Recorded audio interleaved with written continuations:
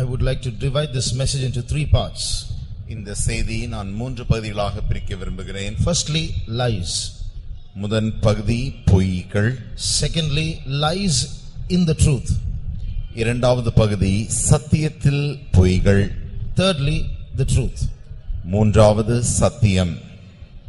There are things all around us that are telling lies to us. நம்மை சுற்றிலும் அநேக காரியங்கள் நம்மை பார்த்து பொய்களை சொல்லிக் கொண்டிருக்கின்றன. There's a difference between talking and communication.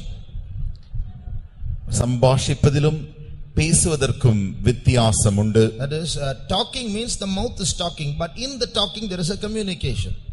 பேசுவது என்று சொல்லும் பொழுது நம்முடைய வாயை கொண்டு நாம் பேசிக் கொண்டிருக்கிறோம். அப்படி அதை காட்டிலும் சம்பாஷணை என்கிறதான ஒரு பகுதி உண்டு. Sambhashana means dialogue, isn't it? Communication means, see, when I talk, there is facial expression, there is intonation, there is accent, and there is action of the hand. There are so many, there is body language. All this together is called communication. பேசும் பொழுது நான் வாயை கொண்டு அசைத்து உங்களோடு கூட பேசுகிறேன். ஆனால் அதே சமயத்தில் என்னுடைய முக பாவனைகள், என்னுடைய முகத்தின் அல்லது நான் பார்க்கிற அந்த பார்வை, மற்ற காரியங்கள் யாவுமே ஏதோ ஒன்றை மறைமுகமாய் பேசிக் கொண்டிருக்கும்.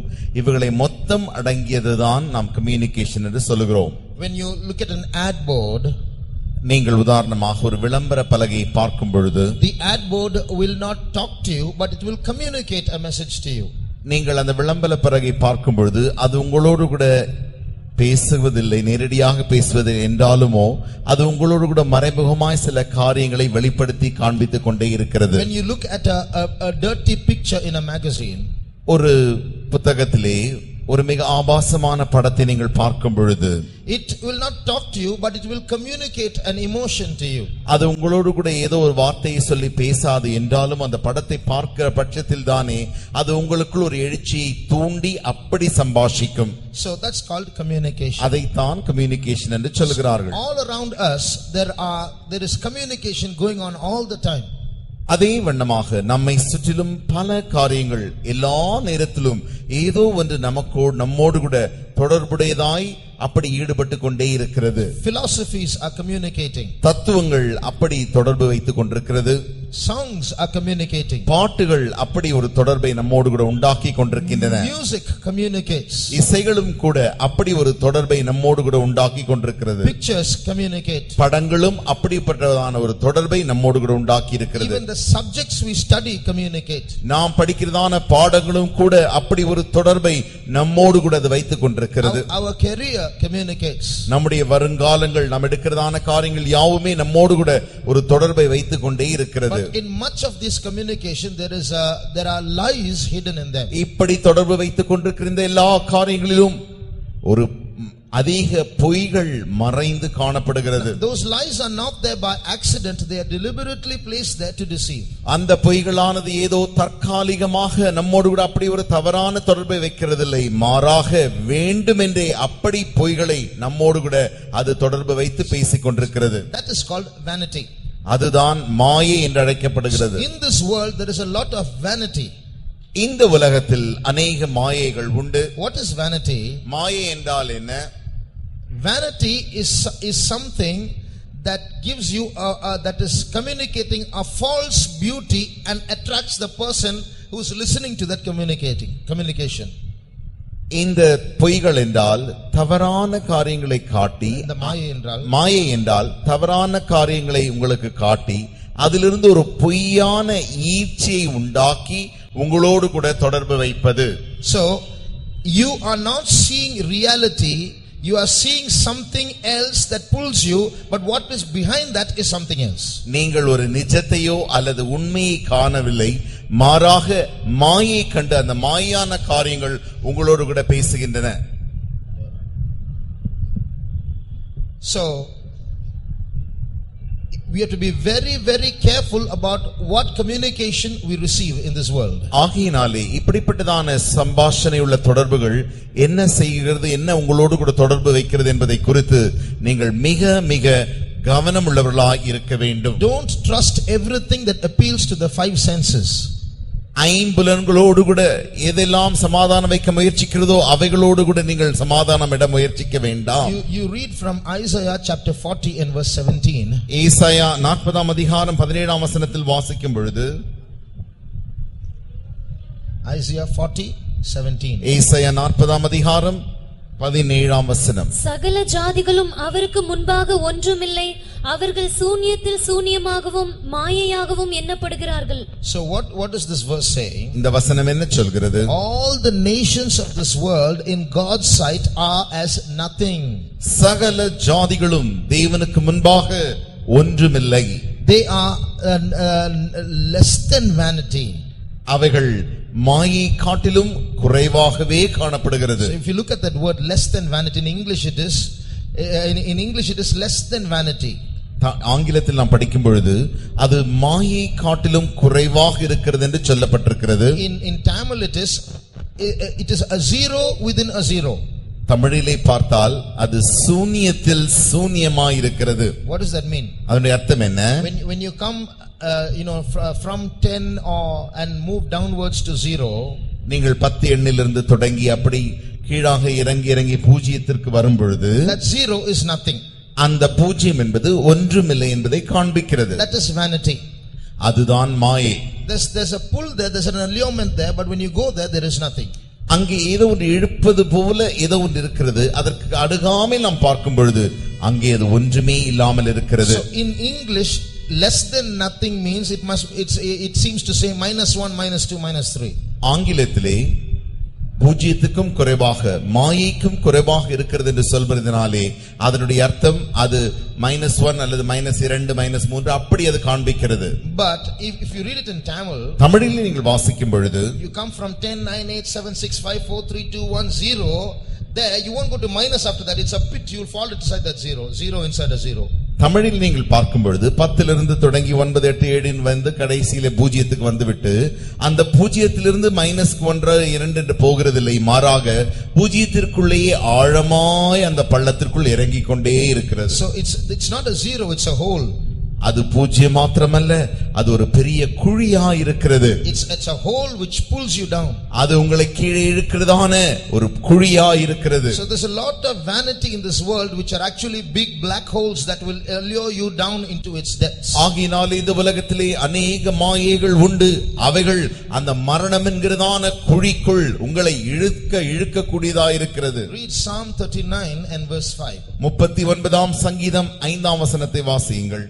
இதோ என் நாட்களை 4 விரற்கடையளவாக்கினீர், என் ஆயுசு உமது பார்வைக்கு இல்லாதது போல் இருக்கிறது, எந்த மனுஷனும் மாயையே என்பது நிச்சயம். In that verse in Tamil it says endha manushanum maaye. In English it is man at his best state is altogether vanity. தமிழிலே எந்த மனுஷனும் மாயை என்று சொல்லப்பட்டிருக்கிறது. ஆனால் நீங்கள் ஆங்கிலத்திலே வாசிக்கும் பொழுது ஒரு மனிதன் தன்னுடைய சிறந்த நிலைமையில் இருக்கும் பொழுது அது மாயையாகவே இருக்கிறது. What would you call a man who is in his best state in his life, the prime of his life, the heyday of his life? How would you describe a man who is in that situation? அப்படி ஒரு மனிதன் தன்னுடைய சிறந்த மிகச் சிறந்ததான ஒரு நிலைமையில் இருக்கிறான் என்பதை எப்படி நீங்கள் வார்த்தையால் வர்ணித்து சொல்ல முடியும்? A man who's got a double PhD. உதாரணமாக ஒரு மனிதன் 2 டாக்டர் பட்டம் பெற்றிருப்பானே ஆகில், a man who's got say 100 crores in the bank, அல்லது ஒரு மனிதனுக்கு 100 கோடி ரூபாய் பணம் அவனுக்கு வங்கியில் இருக்குமே ஆகில், a man who's very handsome and good looking, அல்லது ஒரு மனிதன் மிக மிக அழகுள்ளவனாக இருப்பானே ஆகில், such a man you will call the luckiest man, the best man in the world. அவனைத்தான் அதிர்ஷ்டசாலி என்றும் உலகத்திலே அவன் மிகச் சிறந்த மனிதன் என்றும் சொல்லுவார்கள். But this verse says such a man, the man in his best state, the Bible says, is altogether vanity. அப்படிப்பட்டதான மிக மிக சிறந்த அப்படிப்பட்ட ஒரு மனிதன் தன்னுடைய மிக சிறந்த தன்மையிலே இருக்கும் பொழுதுதானே அதைத்தான் வேதம் சொல்லுகிறது, அவைகள் யாவும் சேர்ந்து அவனும் அங்கே மாயையாயிருக்கிறான். In other words, the Bible is saying that all that what man calls best, all the money you can have, all the beauty you can have, all the education you can have, all the health you can have, all that the Bible says it's nothing. அதைத்தான் வேதம் சொல்லுகிறது. மற்ற வார்த்தைகளில் சொல்ல போனால் மனிதனுக்கு இருக்கிறதான அவ்வளவு பெரிய பணம், ஆஸ்தி, அவனுக்கு இருக்கிற பதவி, அந்தஸ்து, இவைகள் யாவுமே மாயையாகவே இருக்கிறது. That's what this world is called. That is what is called materialism. That means people today are not thinking about death and life after death and eternity, or going to heaven or go to hell. They say, "Oh, that's nothing. There's nothing there," and they are now circled themselves inside in a prison of this life itself, and they try to enjoy this life as much as possible. மனுஷன் மரணம் என்று ஒன்று உண்டென்றும் அதற்கு பின்பு வேறு ஒரு வாழ்க்கை உண்டென்றும் எல்லாம் நம்பாமல் இருக்கிறதான இந்த உலகம் தானே, இந்த எழுத்துக்குரிய இந்த பூமிக்குரிய உலகம் தானே எல்லாம் என்று சொல்லி இதையே அவன் தன்னுடைய சூழலாய் அமைத்துக் கொண்டு அதிலேயே தன்னுடைய கவனத்தை செலுத்துவதுதான் அப்படி காண்பிக்கிறது. That's the lie of today. அதுதான் இன்றைக்கு காணப்படுகிற ஒரு பொய்யாக இருக்கிறது. So many people think that vanity which is actually nothing is reality, go after that and finally fall into a hole. அநேக ஜனங்கள் ஒன்றுமில்லாது இருக்கிறதான இந்த காரியத்தை பெரிதாய் அதுதான் எல்லாம் என்று நினைத்து அதற்கு பின்பாய் போய் கடைசியிலே அங்கே அந்த குழியிலே விழுந்து விடுகிறார்கள். So be very careful, young people, about falling into that vanity. Don't let the world communicate lies to you. Don't follow after those things thinking that there's something real there. ஆகையினாலே வாலிபரே மிக மிக கவனமாய் எச்சரிக்கையாய் இருங்கள். ஒன்றுமே இல்லாதிருக்கிறதான இந்த காரியம் உங்களோடு கூட பொய்யை சம்பாஷித்து பொய்யாய் தொடர்பு கொண்டு அதிலே உங்களை கொண்டு போய் அங்கே நீங்கள் அருகில் போகும் பொழுது அது ஒன்றுமில்லை, மாயை என்று உங்களை ஏமாற்றக்கூடாது. One day it will hit back on you. ஒரு நாள் அது உங்களை திருப்பி அடிக்கக்கூடியதா இருக்கிறது. One day it will double cross you and mock at you. ஒரு நாள் வரும் அன்றைக்கு அது உங்களுக்கு எதிர்த்து அது உங்களையே பார்த்து கேலி அல்லது பரியாசம் செய்யும். So don't believe in all the communication of this world, in the the counsels and in the lifestyles of those who are living a worldly life. ஆகையினாலே இந்த உலக நாகரிகத்தில் ஜீவிக்கிறதான மனுஷருடைய அவருடைய ஆலோசனைகளுக்கும் அவர்களுடைய ஆலோசனைகளுக்கு ஒரு காலம் நீங்கள் கேட்கவே கூடாது. Secondly, இரண்டாவதாக lies in truth. சத்தியத்தில் பொய்கள் உண்டு. In truth also sometimes lies can get hidden. சில நேரங்களில் உண்மை என்கிறதான காரியங்களில் சத்தியம் என்கிற காரியங்களுக்குள் பொய்களும் மறைந்து காணப்படுகின்றன. That can be done either stopping halfway in the truth, அல்லது அது எப்படி நடக்கும் என்றால் நீங்கள் சத்தியத்திலே பாதி போய் நின்று விடுவது, or you can become insincere and twist the truth.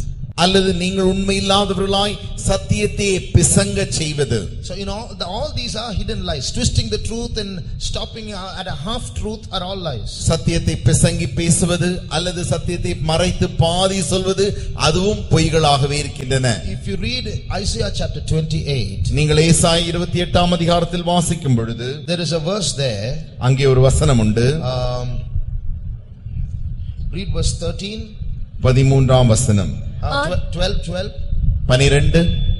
இதுவே நீங்கள் இளைத்தவனை இளைப்பாற பண்ணத்தக்க. அடுத்த வசனம். ஆதலால் அவர்கள் போய் பின்னிட்டு விழுந்து. அதுக்கு முன்னாடியே 10th verse. கற்பனையின் மேல் கற்பனையும் கற்பனையின் மேல் கற்பனையும் கற்பனையின் மேல் கற்பனையும். 9ஆம் வசனத்தை வாசிங்க. Read from verse 9. அவர் யாருக்கு அறிவை போதிப்பார், யாருக்கு உபதேசத்தை உணர்த்துவார். Now next verse. கற்பனையின் மேல் கற்பனையும் கற்பனையின் மேல் கற்பனையும் பிரமாணத்தின் மேல் பிரமாணமும் பிரமாணத்தின் மேல் பிரமாணமும் இங்கே கொஞ்சமும் அங்கே கொஞ்சமுமாம் என்கிறார்கள். So what is written here? இங்கே என்ன எழுதப்பட்டிருக்கிறது? God has placed the truth in the scriptures, in the Bible. வேதத்திலே தேவன் சத்தியத்தை வைத்திருக்கிறார். A man who reads the Bible well can see reality as it is. வேதத்தை ஒரு மனிதன் நன்றாக வாசிக்கும் பொழுது உண்மையை உண்மையாகவே நிஜத்தை நிஜமாகவே புரிந்து கொள்வான். See,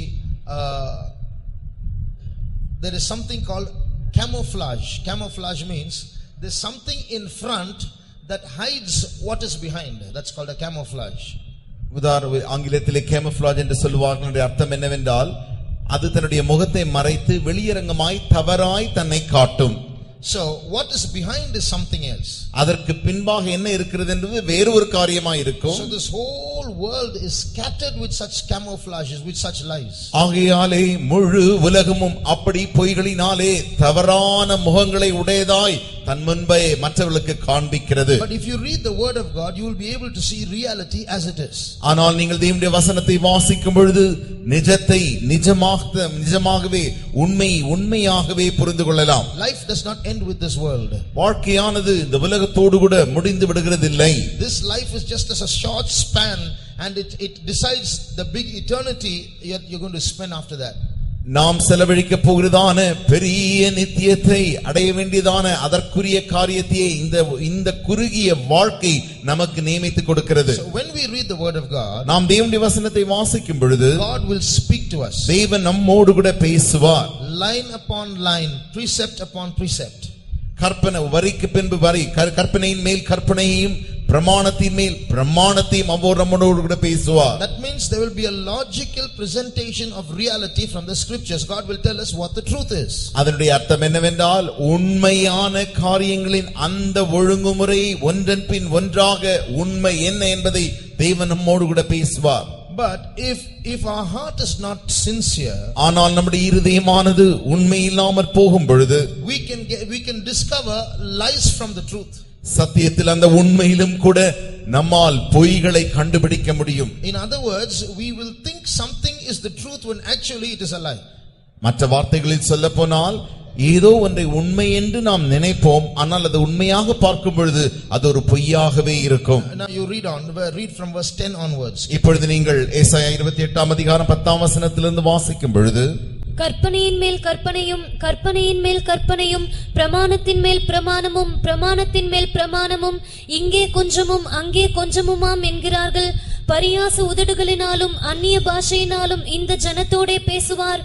இதுவே நீங்கள் இளைத்தவனை இளைப்பாற பண்ணத்தக்க இளைப்பாறுதல், இதுவே ஆறுதல் என்று அவர்களோடே அவர் சொன்னாலும் கேட்க மாட்டோம் என்கிறார்கள். So God is teaching them logical presentation, here a little, there a little, line upon line, precept upon precept.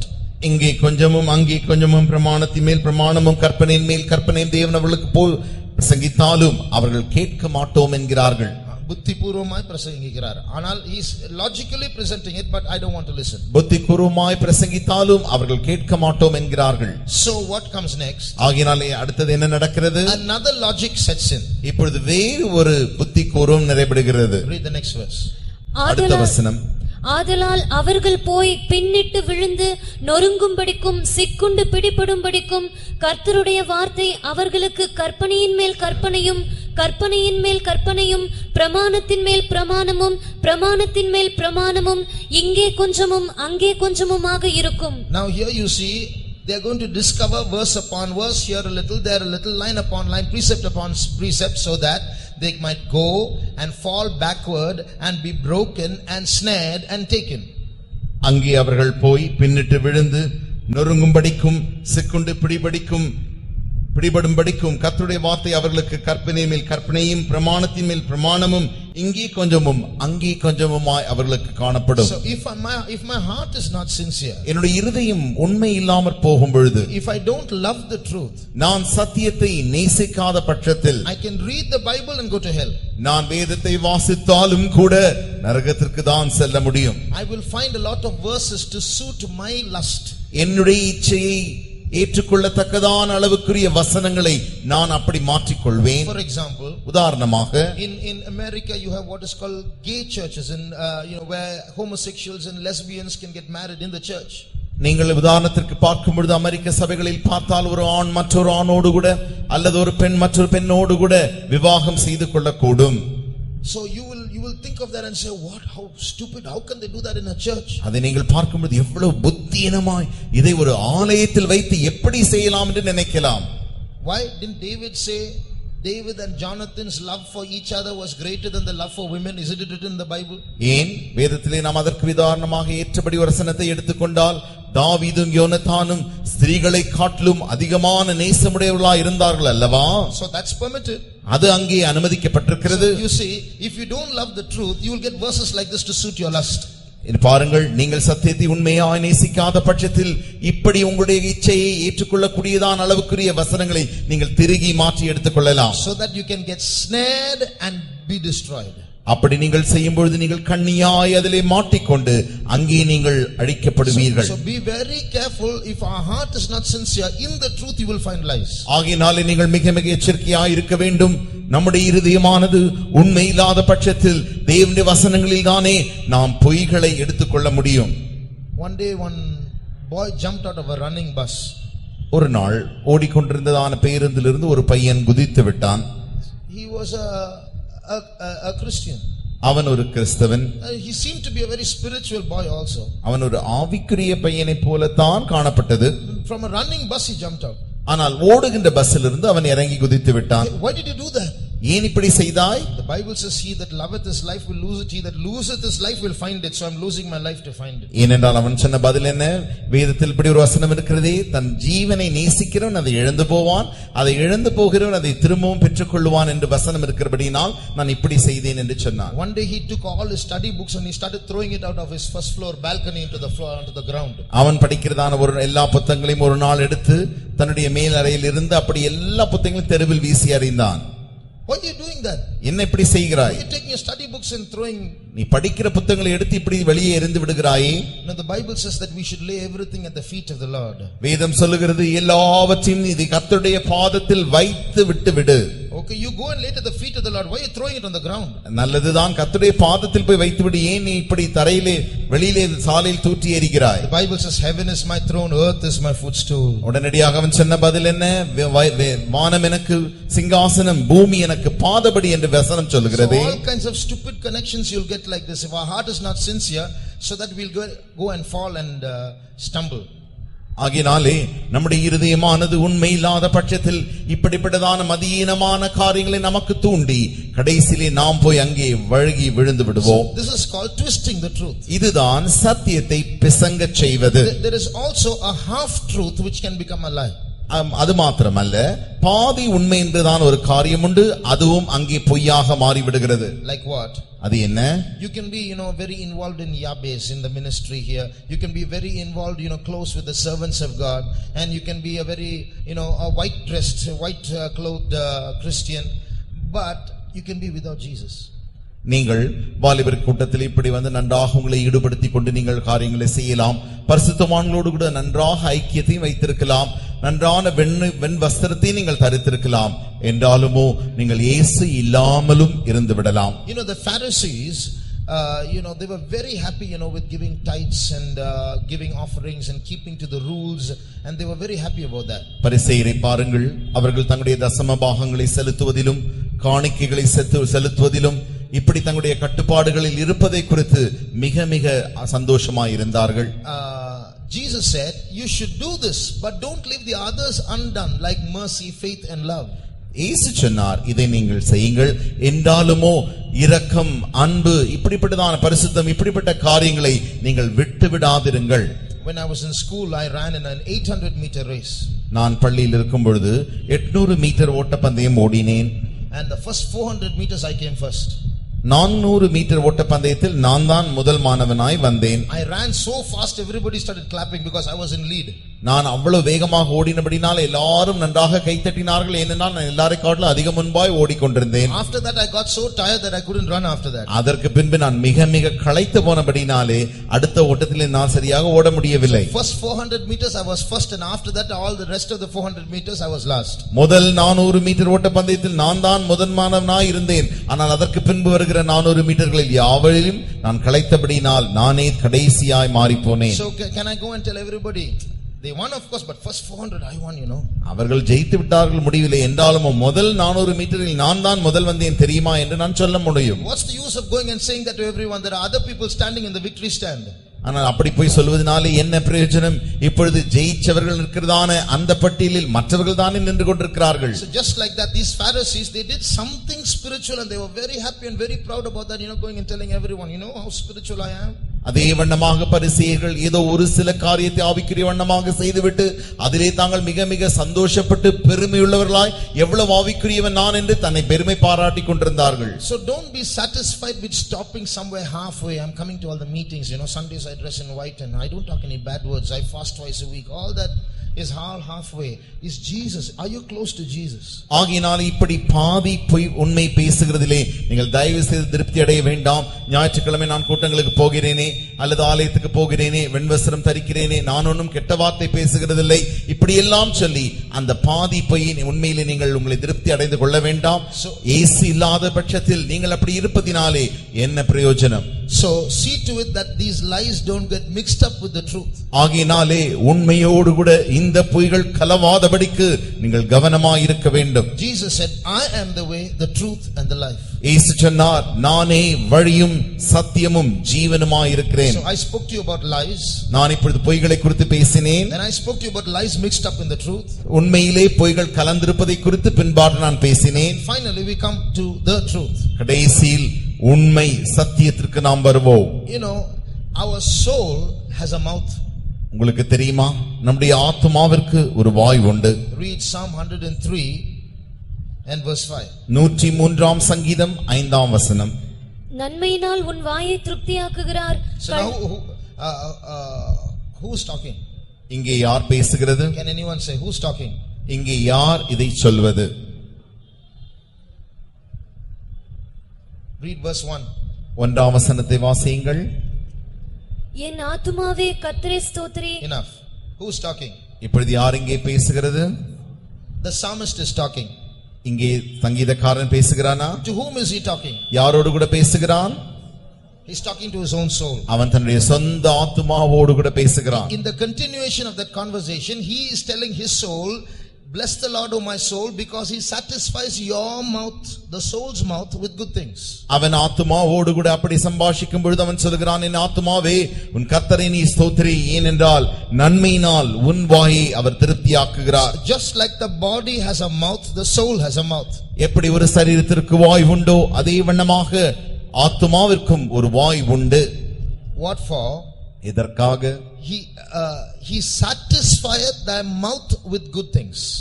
நன்மையினாலே நம்முடைய வாயை திருப்தியாக்கும்படியாக. That soul, the mouth of the soul is not there to talk a lot, it's there to receive a lot. ஆத்துமாவின் வாய் என்பது அநேகத்தை பேசும்படியாக அல்ல, மாறாக அநேக காரியங்களை பெற்றுக்கொள்ளும்படியாக. Not only that, அது மாத்திரமல்ல. read Psalm 107 and verse 9. 107ஆம் சங்கீதம் 9ஆம் வசனத்தை வாசியுங்கள். அவருடைய கிருபையின் நிமித்தமும் மனுபுத்திரருக்கு அவர் செய்கிற அதிசயங்களின் நிமித்தமும் அவரை துதிப்பார்களாக. தவனமுள்ள ஆத்துமாவை கர்த்தர் திருப்தியாக்கி பசியுள்ள ஆத்துமாவை நன்மையினால் நிரப்புகிறார் என்று. So the soul not only has a mouth, it also has an appetite. இங்கே ஆத்துமாவிற்கு வாய் மாத்திரமல்ல, அதற்கு ஒரு பசியும் இருக்கிறது.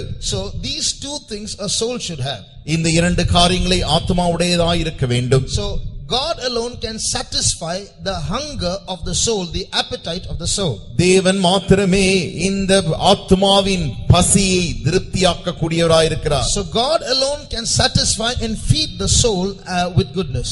ஆகையால் தேவன் மாத்திரமே ஆத்துமாவை போஷித்து நன்மையினாலே நிரப்ப முடியும். So God himself is able to, God alone can satisfy the soul. தேவன் மாத்திரமே ஆத்துமாவை திருப்தி செய்யக்கூடும். Now look at a person who does not feel hungry.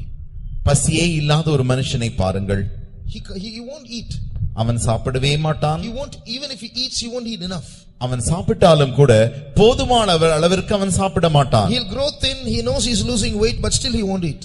அவனுக்கு தெரியும் நன்றாக அவன் மெலிவாக இருக்கிறான், அவன் அதனுடைய எடை குறைந்து கொண்டே போகிறது, என்றாலும் கூட அவனால் சாப்பிட விருப்பம் இருக்காது. If you lose your appetite, it means you're dying. உங்களுக்கு பசி உங்களுக்கு குறைந்து போகுமே ஆகில் அல்லது உங்களுக்கு இல்லாது இருக்குமே ஆகில் அறிந்து கொள்ளுங்கள், நீங்கள் மரிக்க போகிறீர்கள். In the same way, அதே வண்ணமாக this soul that is meant and created to yearn for God, if it loses its spiritual appetite and thirst and hunger for God, it means the soul will die. அதன் அர்த்தம் என்ன? அதே வண்ணமாக ஆத்மாவானது தேவனை நோக்கி தவித்து காத்து கதறிக் கொண்டிருக்க வேண்டிய ஆத்துமா, பசித்துக் கொண்டிருக்க வேண்டிய ஆத்துமா. இப்படி பசி இல்லாத பட்சத்திலே நீங்கள் அறிந்து கொள்ள வேண்டும், ஆத்துமா மரித்துக் கொண்டிருக்கிறது. When a body dies, சரீரம் மரிக்கும் பொழுது it becomes stiff and inactive. அது நன்றாக திடமாக கிரியை செய்யக்கூடாததாய் அப்படியே நின்று விடுகிறது. You speak and you shout bad words at the dead body, it won't reply. செத்த பிணத்தை பார்த்து நீங்கள் என்னதான் பேசினாலும், கெட்ட வார்த்தை பேசினாலும் அது ஒரு பதிலும் சொல்லாது. But when the soul dies, it's different. ஆனால் ஆத்துமா மரிக்கும் பொழுது வித்தியாசமாய் மாறிவிடுகிறது. The soul will still be alive, but it will be alive and react to the wrong desires. இந்த ஆத்துமாவானது இன்னும் ஜீவனோடு கூட இருக்கும். அது எதற்கு ஜீவனோடு இருக்கும் என்றால், தவறான ஆசை இச்சைகளுக்கு அது ஜீவனுடையதாய் மாறிவிடுகிறது. The longing of the soul can be satisfied only with the person of Jesus Christ. ஆத்துமாவின் இந்த பசி தாகமானது இயேசுவால் மாத்திரமே திருப்தி அடையக்கூடியதாய் இருக்கிறது. He is truth personified, or truth in the flesh. அவரே சத்தியமாக சரீரமாய் இருக்கிறார். மாம்சத்தில் வெளிப்பட்ட சரீரமாய் இருக்கிறார். சத்தியம், மாம்சத்தில் வெளிப்பட்ட சத்தியம், மாம்சத்தில் வெளிப்பட்ட சத்தியமாய் இருக்கிறார். So he is truth lived out in a human body.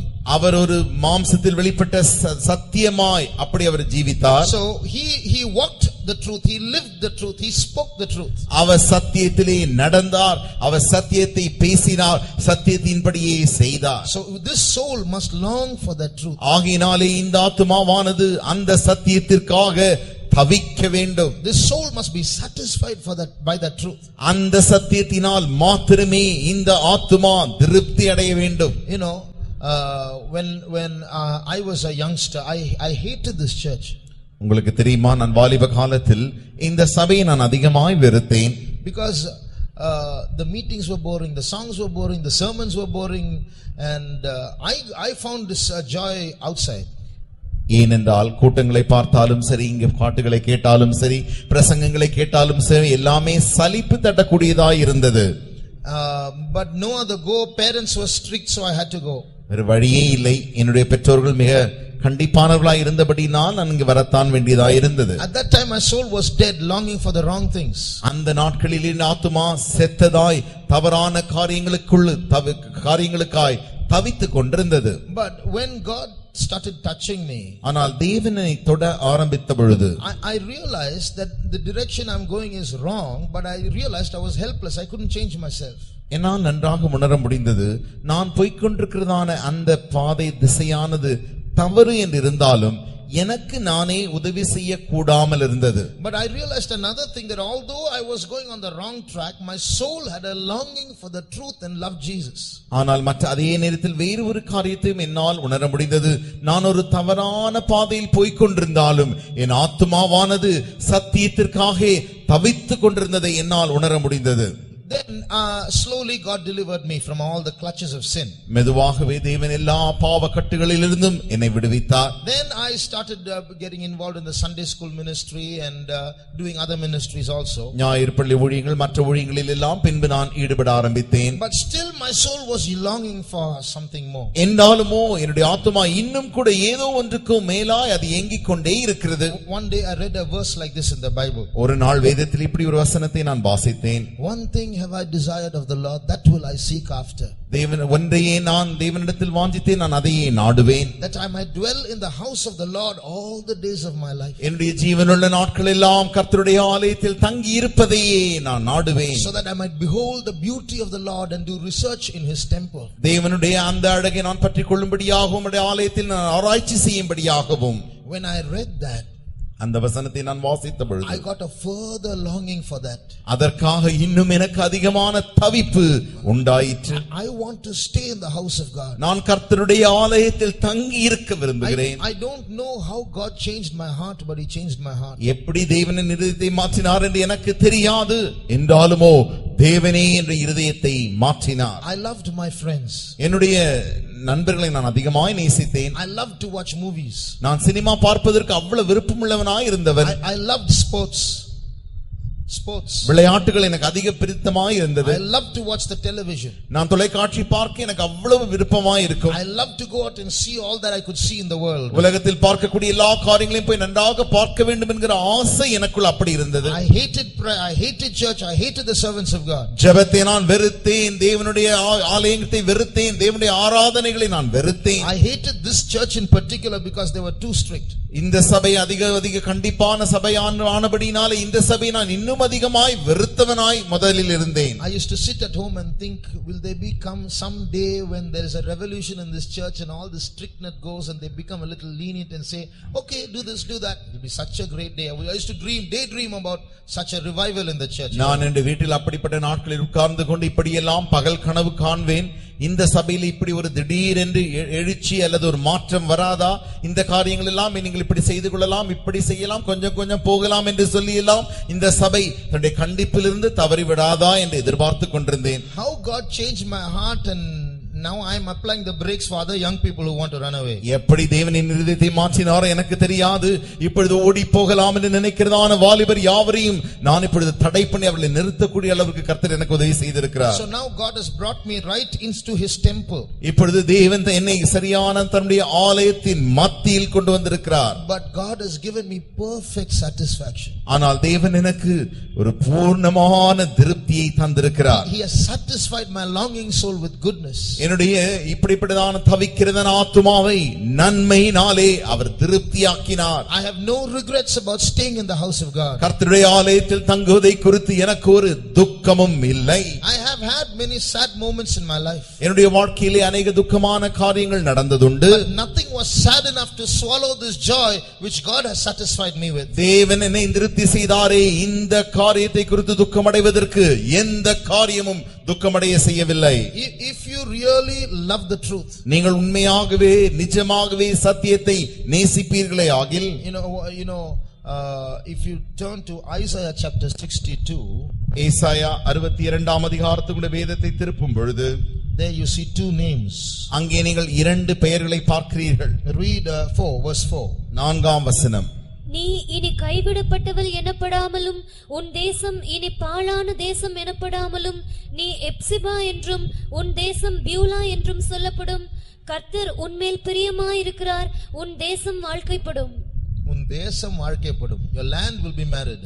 உன் தேசம் வாழ்க்கைப்படும். Will land marry? தேசம் ஒரு விவாகம் செய்யக்கூடுமோ? What's the meaning of this? இதனுடைய அர்த்தம் என்ன? God has prepared a place for us. தேவன் நமக்காக ஒரு இடத்தை ஆயத்தம் பண்ணி இருக்கிறார். And if we follow the truth, நாம் சத்தியத்தை பின்பற்றும் பொழுது what God says is the truth. தேவன் என்ன சொல்லுகிறார் அதே சத்தியமாய் இருக்கிறபடினாலே, if we follow him sincerely in the truth, அவரை நாம் சத்தியத்திலே உண்மையாய் பின்பற்றும் பொழுது, then we are going to get married to the land is going to get married. That means heaven is going to get married to us. அப்பொழுது நாம் இந்த தேசத்தோடு கூட விவாகம் செய்ய போகிறோம். அதனுடைய அர்த்தம் பரலோகத்தோடு கூட நாம் விவாகம் செய்ய போகிறோம். What does that mean? அதனுடைய அர்த்தம் என்ன? When you go to heaven, நீங்கள் பரலோகத்திற்கு போகும் பொழுது heaven will be a place which will satisfy all the passions of your heart, and you will say, this is the place I was looking for and I want nothing more. இதயமானது நீ பரலோகத்திற்கு செல்லும் பொழுது உன்னுடைய எல்லா எதிர்பார்ப்புகளையும் அது முழுவதுமாய் முற்றிலுமாய் திருப்தி அடையக்கூடியதாய் இருக்கிறபடினாலே அதை நீ பார்க்கும் பொழுது நீ என்ன சொல்லுவாய்? இதைத்தான், இதற்காகத்தான் என் ஆத்துமா ஏங்கிக் கொண்டிருந்த, இதற்காகத்தான் இப்பொழுது இப்படி நான் திருப்தியாகுகிறேன். Shall we close our eyes? நான் கண்களை மூடுவோமா? Jesus loves you.